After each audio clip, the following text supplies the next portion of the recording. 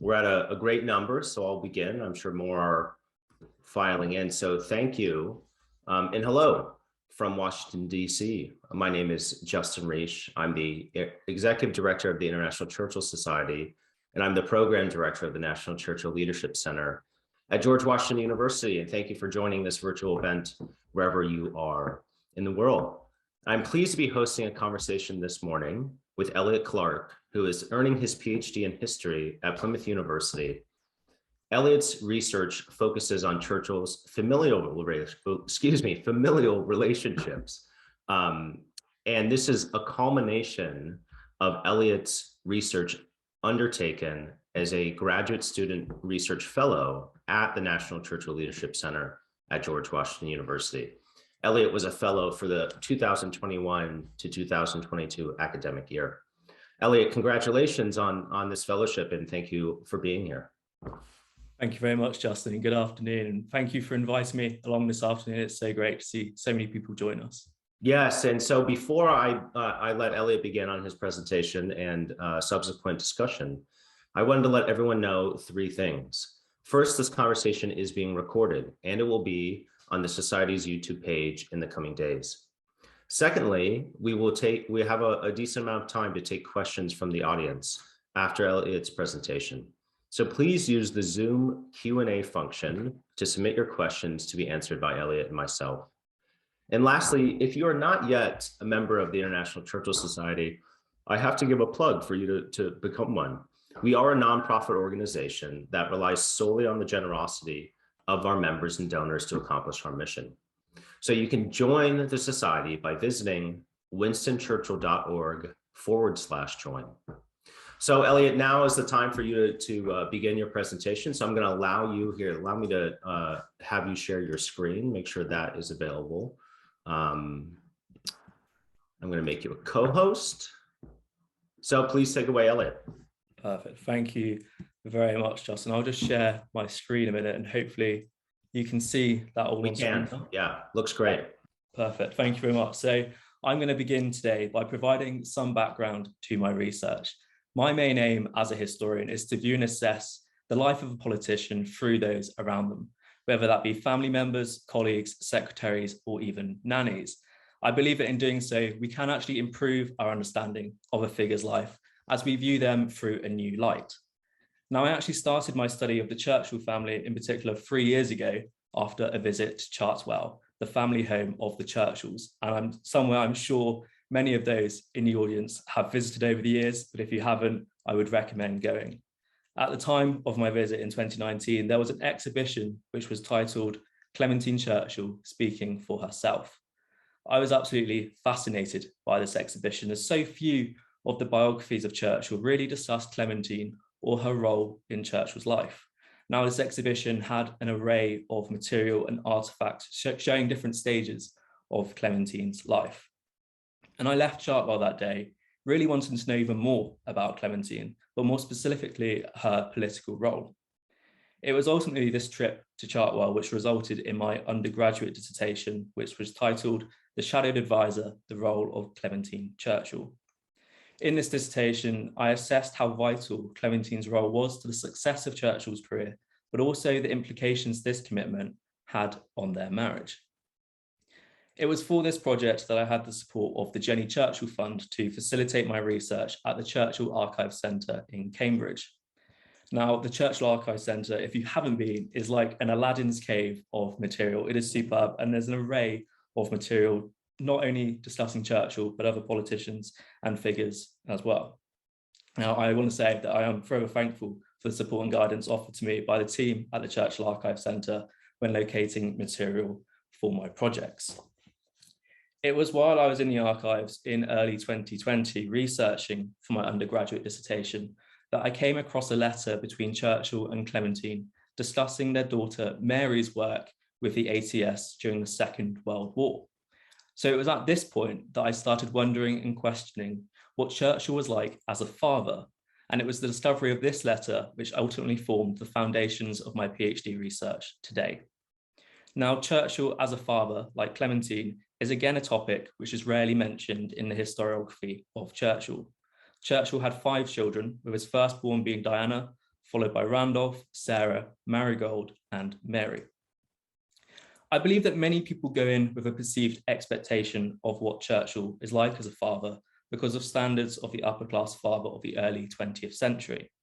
Many may expect him to be distant or critical towards his children, but this was not always the case. Churchill was in fact a very affectionate father.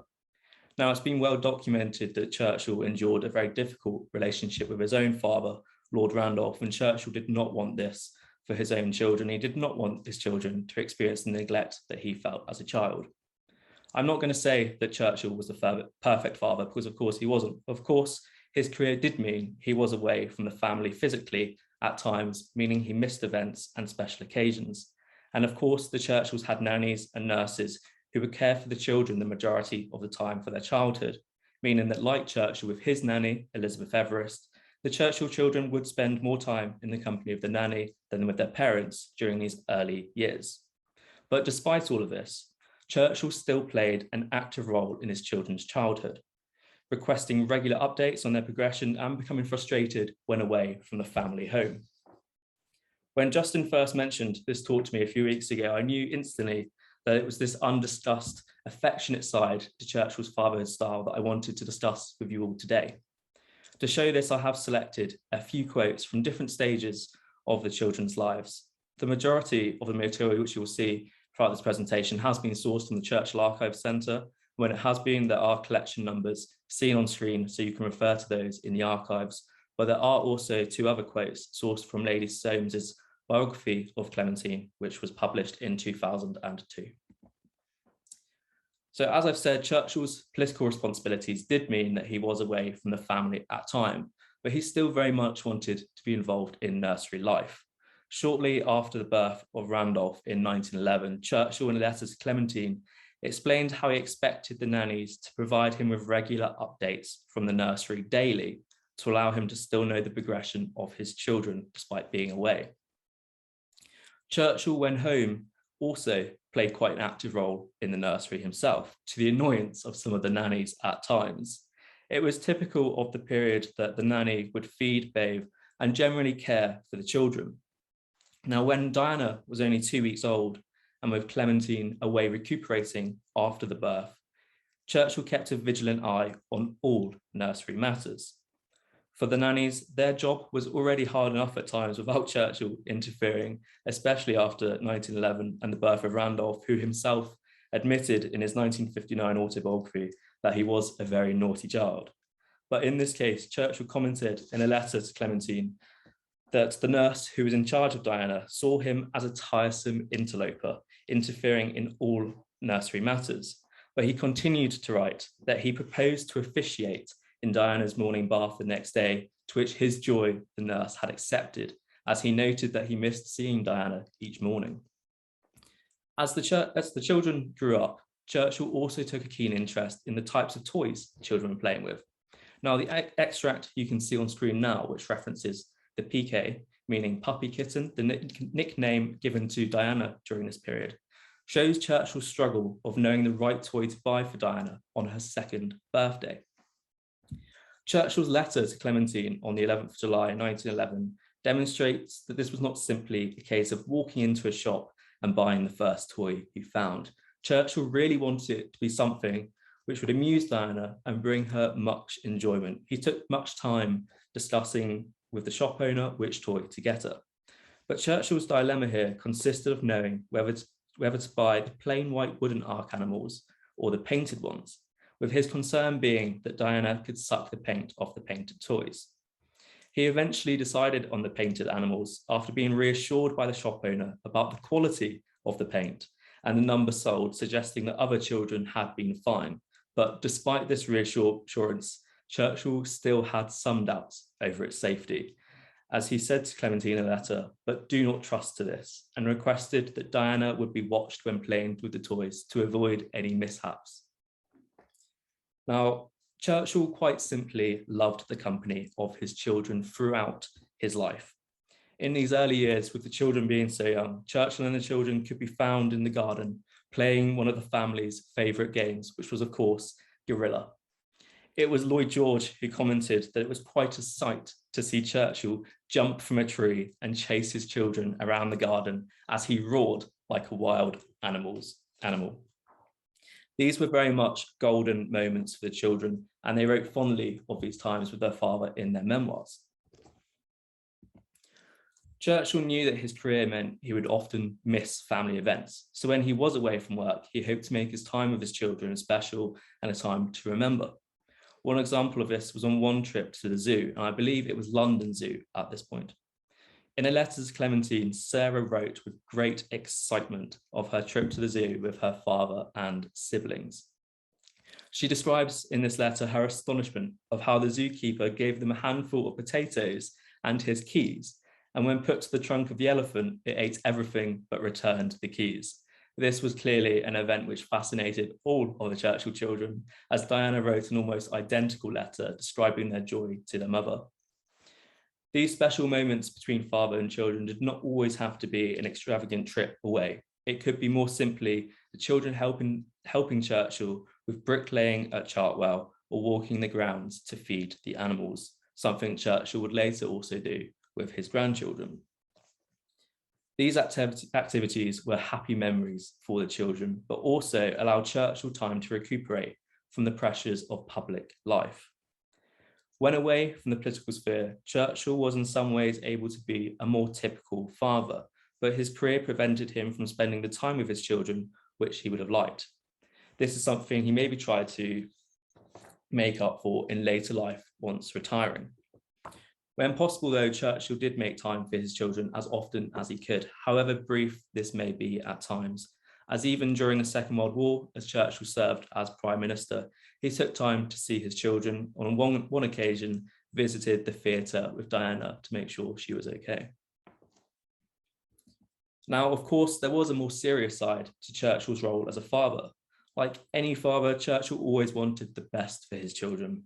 Their health, especially, was a great anxiety for Churchill and Clementine, especially after the loss of Marigold.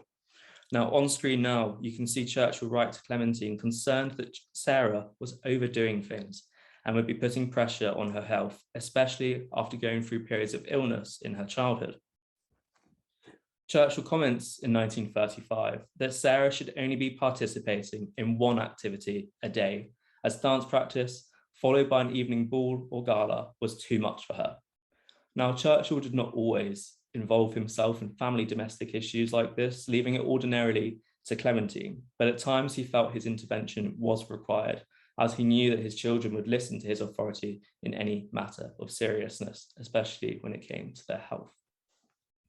Of course, Churchill's concern for his children's safety only increased during the Second World War, as each of his children joined active service. I would argue personally that Churchill's role as a father allowed him to connect with the public on a more deeper level, as he shared with them the very real fear of losing a child in action or in the Blitz.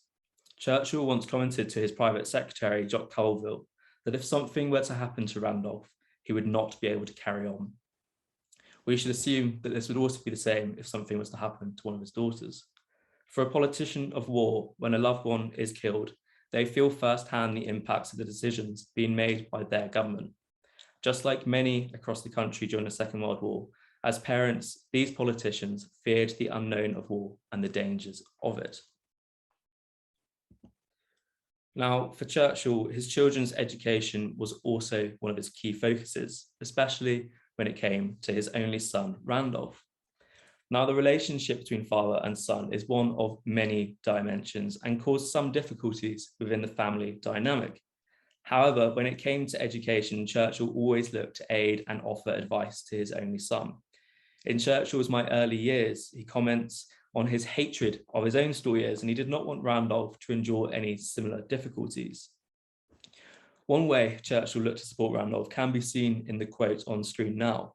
In this letter to Randolph, Churchill suggests that once they know the topic for the next term, Churchill would read up on the subjects in which Randolph would be studying, so he is able to offer any advice or guidance once Randolph starts writing his next essay. What we also see as it continues is Churchill asked to read Randolph's previous essays, so he knows what he's doing well, but also knows what he needs to improve on, allowing Churchill to know what advice will help the most to boost his son's grades while he's in school. This was not a one-time thing, as maybe some of us have suggested. There are many letters between father and son during Randolph's school years, which discuss the literature they are reading as they share books and their thoughts on its content, something which really helped Randolph. This early training for Randolph would have been a significant foundation for his future career as both a politician and journalist, as it improved his knowledge of the world, as well as building on his writing skills. Now, this was not something Churchill only did for his son, although it was certainly been his focus. In a letter from Diana to Churchill, we see Diana ask for her father's support and advice on her stall essay, in which she wants to discuss tariff reforms and wanted her father's opinion on them. Moments like these brought Churchill much joy, as he was able to support his children and share his knowledge of the world, but also see his children's growing knowledge, as he boasted with pride of the skills of his children to close friends. Now, just as Churchill supported his children, they supported him. From a very early age, as we see in the memoirs of the children acknowledged that their father's career would come first for both their father and mother. They also realised that it would be their responsibility to support it also. Everything the children did in life, whether that be professionally or personally, would reflect on their father, in the same way that everything he did would reflect on them.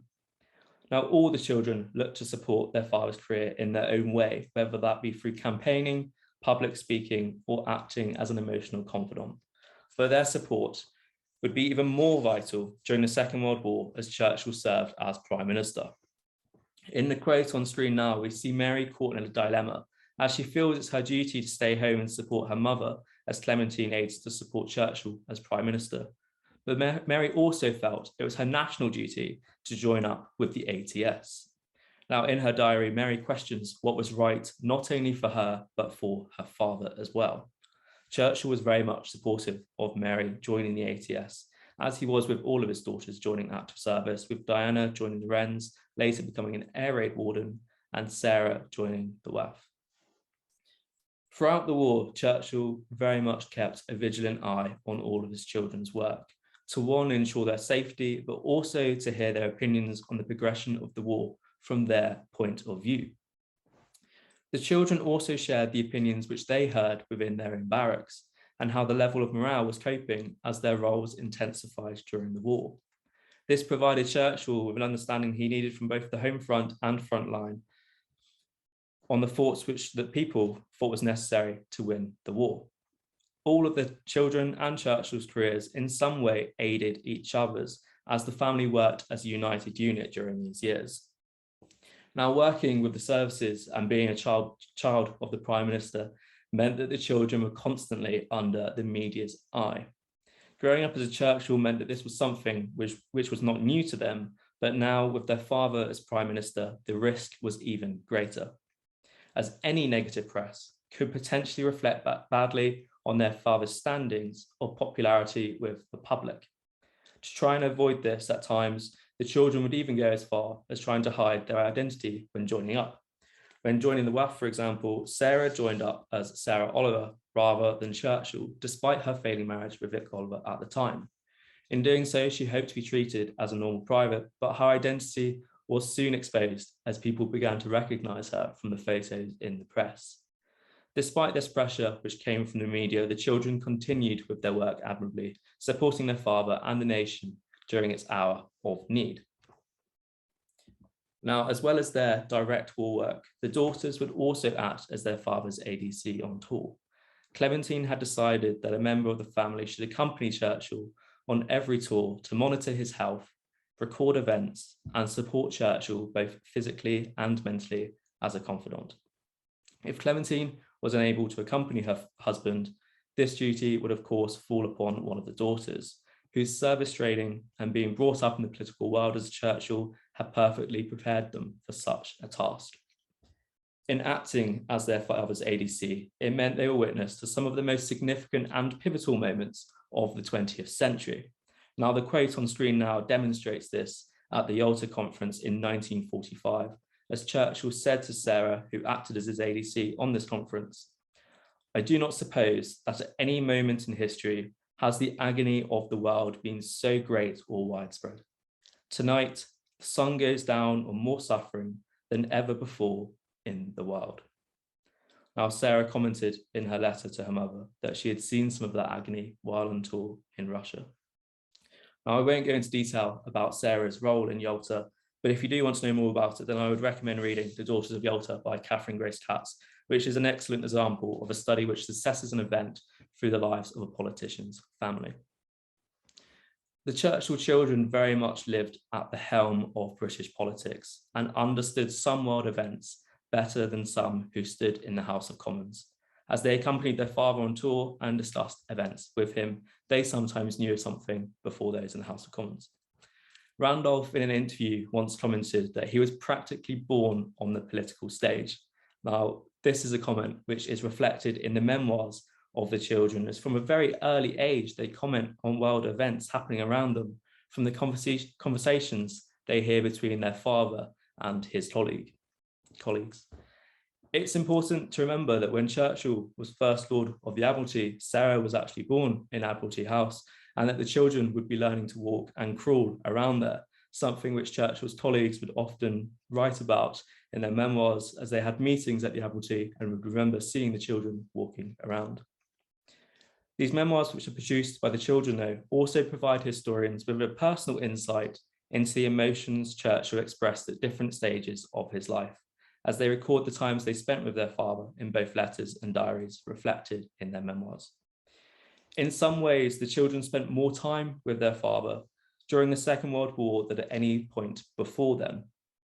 As Sarah noted in a letter to her mother, she had not always felt she had known her parents, but by the end of the war, she had discovered them both after the time she spent with them, and it was like stumbling on a gold mine. For the children, understanding their father's life and career so well meant that they also shared his emotions. Over the years, the Churchill children had learnt their father's moods and knew how to act accordingly. As a family, they learned their father's moods and shared them. As a family, in both victories and defeats, they worked together. When Churchill lost the 1945 general election, Mary wrote to her father that she recognised the grief this would bring him, but we can also imagine the grief this brought her as his daughter. Although the grief was very much apparent for the family, in some ways we must also imagine it had been a relief, or as Clementine commented herself, a blessing in disguise, as it would now allow the family some respite after 5 years of sacrifice and allow Churchill some time to recuperate. Although, of course, he still led a strong campaign as leader of the opposition before taking his second premiership as Prime Minister after winning the 1950 general election. Now, I'm going to leave this part of the presentation here. Of course, this only covers a small proportion of my research into Churchill as a father, only covering the affectionate side and him with his children.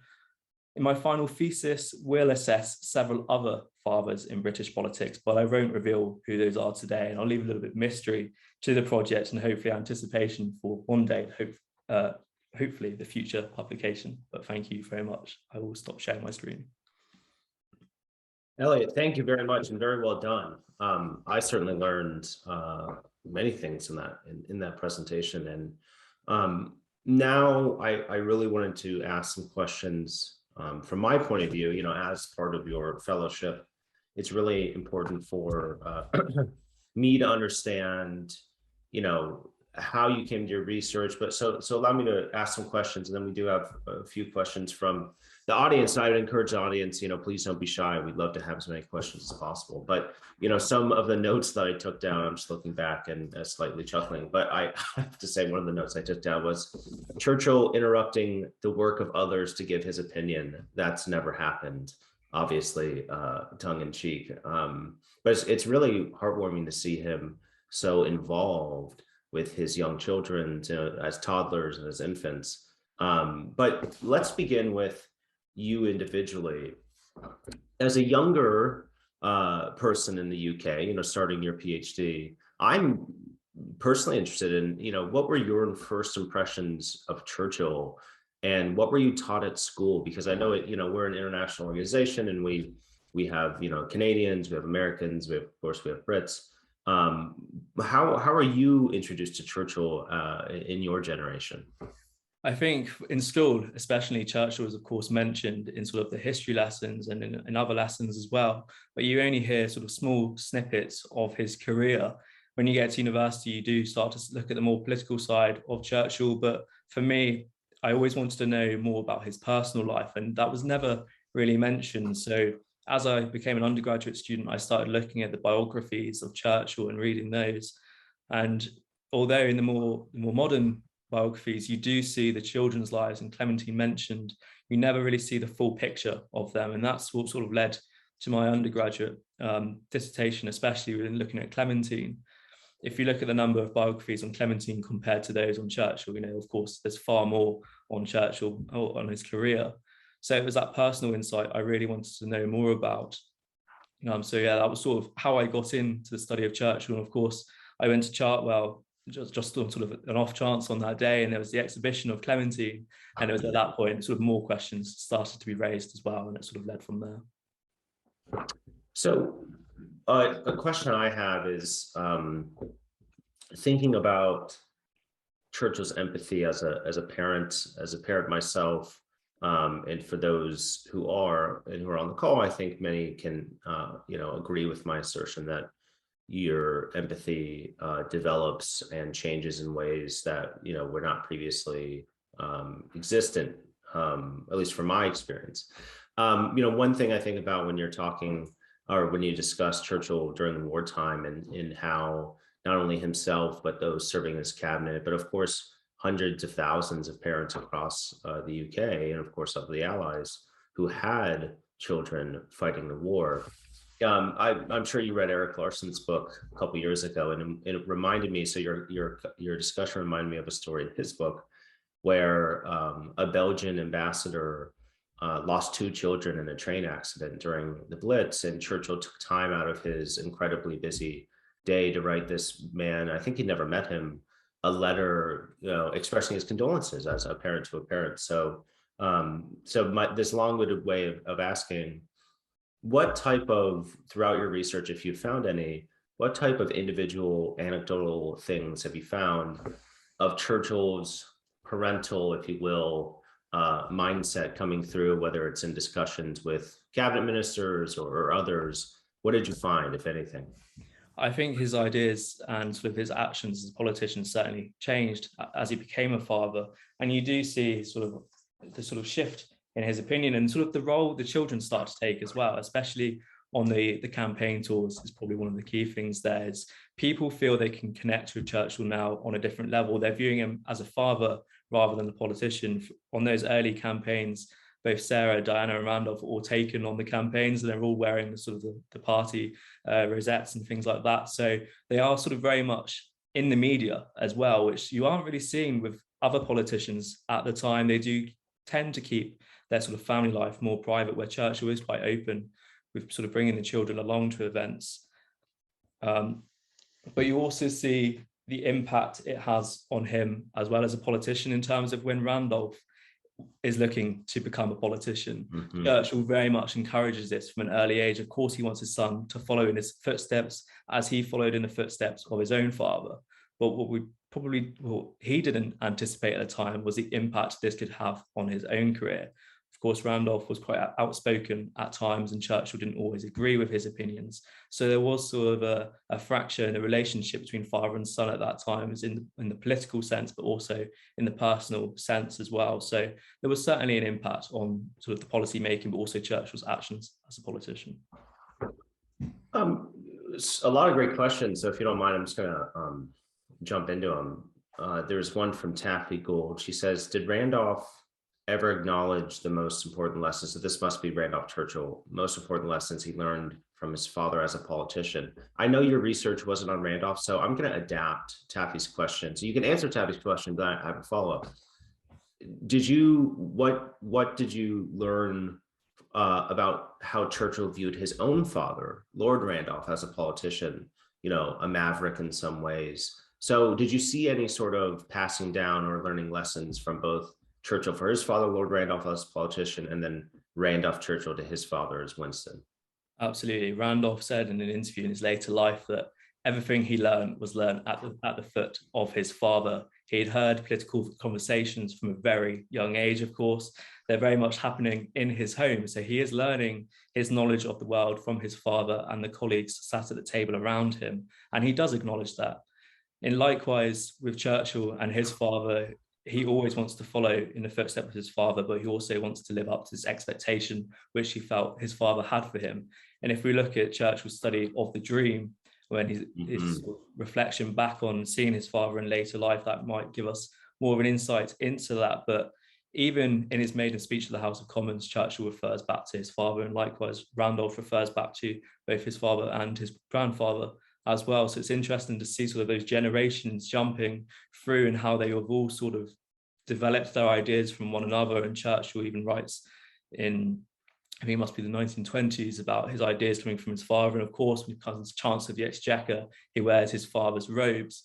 So there is definitely a connection between each generation coming through, and they all sort of learn something new from one another. So here's a question from Richard Eason. Does it seem he as in Churchill was trying to be far more engaged in their lives, his children's lives, than his own parents had been involved in his own while he was growing up? One of the things Churchill writes about is his sort of relationship with his parents. And of course, his relationship with his father was quite difficult at times, although he may not acknowledge that in those early years. So he certainly wanted to build on his relationship with his children. He wanted to have that more affectionate side with them. He wanted to spend time with them. Of course, especially during his school years, Churchill felt that his parents weren't always there to support them. When Randolph goes into education, Churchill is paying so much attention to what is happening in Randolph's school life. He wants to know about the work he's doing, the subjects he's learning about, and he wants to help him throughout. And there are so many letters which discuss different stages, and a collection of letters which come to mind as discussing Randolph's handwriting. And Churchill is saying to Randolph, you really need to improve on this. This is a key lesson for later in life. And it's not just one or two letters. There are a whole collection of letters between them just discussing the handwriting. So he paid really keen details on his children, which of course he didn't feel like he had from his own parents all the time. Yeah, and you briefly touched on the death of his daughter Marigold. And I always think about that when it comes to his relationship, not just to his relationship with his other children, but to his relationship with Clementine, and just how utterly devastated they both were. And that's not to say that, if he or his brother had died young, his parents would have been devastated. But it's so interesting. Churchill, was born into the extended aristocracy and at a time in Victorian era where, like you discussed early on, children were raised by nannies, and they were not raised by for the most part, at least in the aristocracy, were raised by nannies. And then he himself is almost like this bellwether of change when it comes to modern parenting. And it's just such a fascinating, it's one of those many things about Churchill's life, right, where his life overlaps and often intersects with changes in society that are so significant. He has so much pride in his children as well. One of the key things I really noticed is that even when the children are so young, he wants them to very much see his life and see his friends. And there's a story which goes, there was a dinner party, and Churchill wanted Randolph to come into the dinner party. I believe he was only sort of 5 or 6 at the time, and he wanted him to recite a poem, and Churchill sat there beaming throughout the whole thing and made everyone stand up and clap at the end. So he very much wanted his children involved, and he had so much pride in them, which is so nice to see as well, those sort of personal family stories. Yeah, and there's a great story in the book that you suggested, which I also suggest, Catherine Katz's Daughters of Yalta, where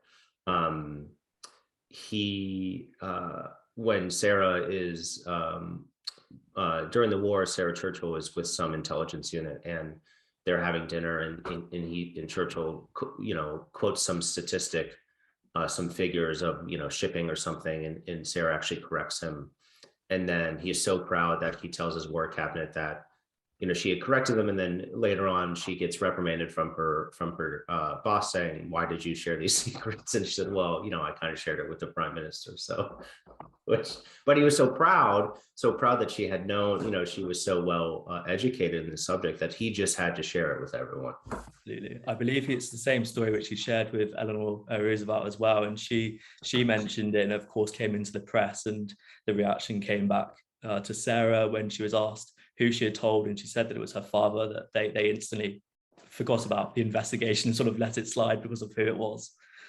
Yeah. So there are some really interesting questions. So a few. Let's ask. So this is from Tiffany. Did any of Churchill's children exhibit any signs of depression? If they did Churchill recognize it in them? I will, before you answer, I'll say, Tiffany, I think you may be alluding to the black dog of Winston Churchill, which is somewhat of a not real thing, although he talked about it, but there are many sort of studies of that. It was just general ups and downs that general people have. Tiffany, you may know that his eldest daughter Diana did die of what was ruled a suicide, so take that with how you will. But any other comment, Elliot? Yeah, absolutely. I'd say the relationship between Diana and Churchill was probably one of the most important for this section, in terms of that they both supported one another. They recognized the lows they were both having. And it was Diana who probably acted as more of the emotional confidant for Churchill, as he acted for her as well. And I mentioned the story of Churchill during the Second World War going to the theatre with Diana, and that was sort of an event which was happening in the area. I'm not sure if Sarah was involved in the theatre production then, but Churchill's main reason for going was we wanted to see how Diana was coping at that time. She was going through quite a traumatic experience, not only with the war, but family issues as well. So Churchill very much did recognise the highs and lows his children were going through, and he also always wanted to sort of monitor that throughout life. Mm-hmm. Question from Terry. Terry, I'll answer this just to clarify. Do you think ultimately that Winston was disappointed with his son Randolph as he failed to get to the House of Commons? Randolph was actually a member of Parliament for 5 years during the war, but he did lose his seat and he did lose subsequent elections. Do you think he was, do you think Winston was ever, disappointed with Randolph in the way of his political life? I don't think it was disappointment as much. I think there were obviously concerns for Churchill, not only because of what Randolph was doing, but it was the concerns for his own career and the implications Randolph could be causing for him. When his son entered the House of Commons during the war as MP for Preston, he was overjoyed to have his son stand there. And of course, as in many occasions, he did have a tear rolling down his face as Randolph gave his maiden speech, but I wouldn't say it was disappointment. I think it was more of an understanding later on in life. Originally, he may have felt a small amount of disappointment that Randolph wasn't able to come in, but I think it was a recognition later on that they both recognized that there was only enough room for one Churchill at a time. They both had very big characters, and Randolph very much followed his father's footsteps and sort of his character as well. So they did both right, Randolph especially, that there was only room for one of them on the stage. And it happened that Churchill's career, of course, carried on for a long period of time, not allowing Randolph to take that step. Yeah, and the tragedy with Randolph dying so young, only 3 years after his father died in 1968. But there's the fact as well that Randolph was a brilliant journalist. He wasn't only doing politics, he had other careers alongside, and Churchill was very much proud of what Randolph was doing in those other sections, especially when it came to his journalism. Yeah. Sorry, I'm just looking at all these questions. Thank you everyone for submitting them. I'm going to patch a few together. Well, first off, this is from Constantine. Question for Elliot. We do not see Churchill's children carrying on the political dynasty and attaining high public office that we see in other high-profile families. How do you explain that? I'll let you answer first. I think the thing is that Churchill's career was so significant that the children spent so much time supporting their father that maybe politically they didn't see themselves going into it as well. And of course, during the period he had more daughters than he did sons, yes. Of course. So at that time, there weren't many female MPs in the House of Commons. So maybe they didn't see it as an option to be a politician themselves. They always saw themselves as a confidant. Randolph, of course, did try to carry on that legacy. And Randolph's son, Winston, Jr. did carry on, and he went into the House of Commons later on. So the dynasty did sort of continue as well. And of course, there was Nicholas Soames, who only retired a few years ago now. So the Churchill dynasty did very much continue, but the children themselves had sort of that level of support for their father that maybe they didn't anticipate their own careers themselves going through. Yeah, and my response is it's actually quite a historical anomaly for the children of high profile. Of course, in the United States, we have the two Bushes, and there are many governors who, my home state, I can't even think right now, the Tafts, William Howard Taft was president, then the Taft family, but those are historical anomalies. I mean, you think of the children of David Lloyd George, like, why didn't they become, high profile? So I think that's quite an anomaly historically, but your point is well taken. I mean, he had 4 daughters, and 1 son. And at that time, although, like you said, there were a handful of women MPs, it was still majority dominated by white men. So that's just a fact of history. And okay, so let's move on. And I'm just looking through these. So I think it's so that many people have asked, and I think it's fair for you as a historian to attempt to answer. A lot of people have said Randolph Churchill definitely had a difficult life, and into his own admission, was a problem child. And so their question is, was it nature or nurture in a sense? Was it the parents, or was it just who he was as a person?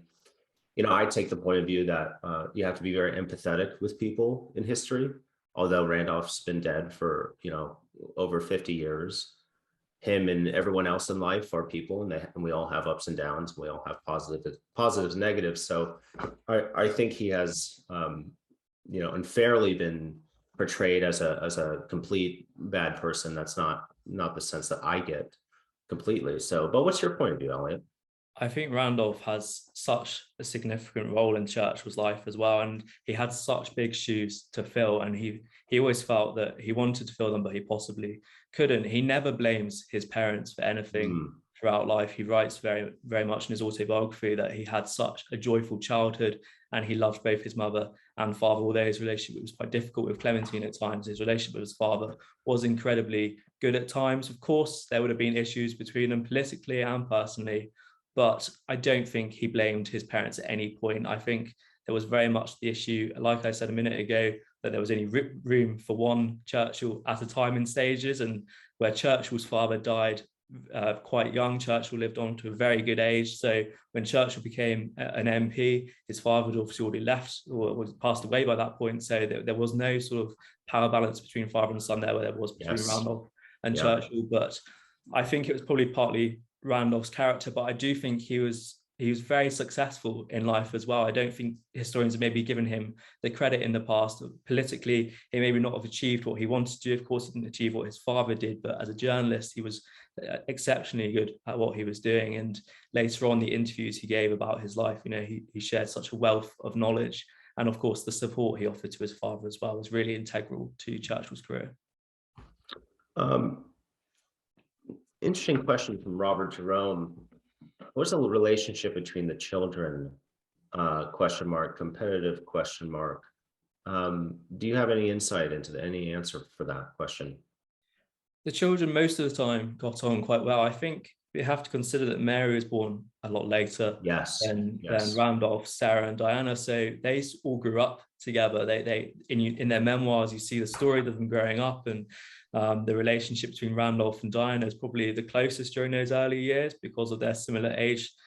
For Mary, she very much grew up alone. Most of the other children was either away at school at that point. So her childhood was probably very different to that of the younger children, the older children, sorry. But I do think their relationship was quite good. Of course, like any siblings, there were probably squabbles at times, and they would have disagreed on maybe some things they were doing. But I think overall, they knew that their family was very much in the public eye. Their father was very much in the public eye. So their main focus was more on their father than their own relationships with each other. It was their relationship with their father, which was the most significant to them. Yeah, and there's quite a few questions in here in terms of, um, how was Churchill, and was he a disciplinarian to his children? How did he, did he, um, should he have like curbed Randolph's bad behavior? I'll let you answer that, but I think my comment is, I, I don't think we emphasize enough the great void that Winston Churchill had with his own parents, especially in his young years. His father died when he was very young. His mother died pretty young as well, comparatively. Um, and my own individual non-scientific take is that he was absolutely elated to become a father, and you brought the point, like, he was only so successful in politics, I think, because his father wasn't there. And maybe if his father was present, if his father was in the Lords, there would have been some sort of different dynamic. And so, yeah, I mean, I think he was just truly elated to become a father and to give them the experiences that he didn't have. And maybe it's as simple as that, right? Maybe it's as simple as, instead of it's not more complicated than, I always hate when people use the term compensating, but maybe he was making up for lost time is my point of view. But what's your point of view in terms of, how, if he was a disciplinarian, or how he, responded to his children? I think on the discipline side, if he thought his children were doing something wrong, then he would certainly say so, whether that be in a letter. Maybe when Randolph is in education, if he feels that Randolph is maybe letting off on his work and probably sort of out too much, and he would certainly say so, and he would make sure that his son changed his actions. One thing which really comes across is that Churchill completely disagreed with sort of smacking or hitting his children in any way, shape, or form. That never happened. Randolph writes that in his autobiography, that his father never lay a hand on him in any way. It was very much done through words. If he felt he was doing something wrong, he would say so to his children, but he let his children probably get away with some stuff. Well, of course, like you said, the relationship with his parents was quite difficult for him, so he was very much more lenient with his children. But if there was an issue, he would certainly say so.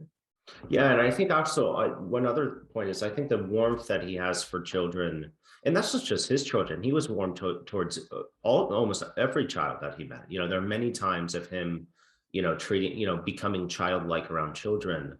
The warmth, I think, comes from his nanny, Wumi, Mrs. Everest, who he wrote incredible things about her in the way that she treated him. So it's not so much, I think, he was deprived because he had Wumi and he had some sort of loving, but he maybe wanted to replicate it in his own way with his children. So, okay. There's a question from Greg. Is there any record of discussions Churchill may have had with King George about their children and the roles played by them in service in World War II? I do not know of any. Do you know of any? I haven't seen anything as yet, no. Yeah. So did Randolph display the wit and humor in his writing that his father did? I will say I agree with you. His writing is quite accomplished. Randolph's was. Absolutely. I think he definitely tried to follow sort of the character of his father, and of course he tried to use the same sort of wit that his father would as well. So yeah, I would say they were very, very similar in their writing styles, and I think he very much learned from reading his father's work as well. Yeah. So Tiffany, to answer your question, Randolph was a member of Parliament for the Conservative Party. Certainly not the Labour Party in 1940. So a few more questions, Elliot. This has been very fun and very illuminating. Can you tell us? So a few people have asked, what was the relationship between Clementine and Churchill when it came to their children? Do they have different parenting styles? Of course, mothers and fathers are different, and of course you always try to be on the same page, but you are different people. Did you come across of any sort of differing or discussions about parenting styles between them? I think there are definitely similarities between them. Most of the times they do agree on things, but there are times when they do disagree, especially when it comes to Randolph. I think Clementine thinks that Churchill's not being sort of as I think she feels that he lets Randolph get away with too much. At certain points, she would probably be a little bit more stricter than Churchill is being at stages. But at most points, they do agree.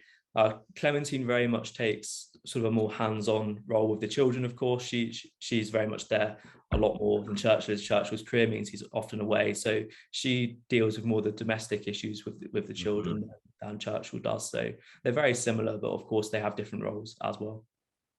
This is an interesting question from Simon. Do you think he was a better father than he was a husband? I think Churchill was a great husband and probably a great father as well. The relationship between Churchill and Clementine is it's incredible to read the letters between them. They have so much love for each other. And of course, they both refer to each other as each other's rock.